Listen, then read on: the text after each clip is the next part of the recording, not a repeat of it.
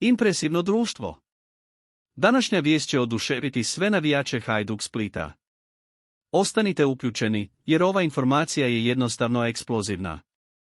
Samo 48 sati je bilo dovoljno da se sve promijeni i nada u osvajanje naslova ponovno zavlada među navijačima. Ako ne želite propustiti nijedan detalj, odmah se pretplatite na naš kanal i prvi saznajte sve vijesti. Jamčim vam da nećete požaliti. U posljednja 2 dana, Hajduk Split je iznenadio s 3 značajna pojačanja za novu sezonu. Prvo, tu je Fed Moufi, 27-godišnji marokanski desni bočni.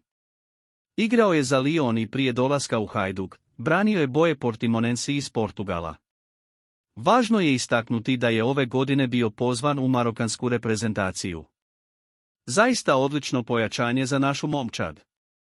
Drugo zanimljivo pojačanje je Ismail Diallo, 26-godišnji lijevi bočni. Nedavno je dobio poziv u nacionalnu reprezentaciju, ali još uvijek čeka službeni debi za obalu bjelokosti. Napustio je Ajaxo ove godine nakon isteka ugovora i ranije je igrao za Bastiju. Imamo velika očekivanja od potencijala ovog igrača. I na kraju, ali ne manje važno, tu je Vedaso Didiaovoe, 26-godišnji viznjak s impresivnom karijerom.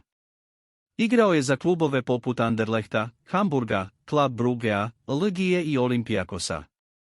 Ovo je pojačanje koje će podići razinu našeg veznog reda. Držite se, jer ovdje dolazi iznenađujuća informacija. Osim ova 3 pojačanja, imamo još 2 dolazne igrače. Ivan Perišić i Mihael Žaper su na putu prema Hajduku. S ovim pojačanjima, naša momčad može sastaviti zaista snažan i zanimljiv sastav. Navijači su u ekstazi, a atmosfera je ispunjena čistim oduševljenjem. Zaista smo uzbuđeni zbog pojačanja momčadi i jedva čekamo vidjeti ove igrače u akciji. Ostavite svoj komentar u nastavku. I nemojte zaboraviti, ako želite biti u tijeku s najnovijim vijestima o Hajduk Splitu, odmah se pretplatite na naš kanal. Do sljedećeg puta, strastveni navijaču!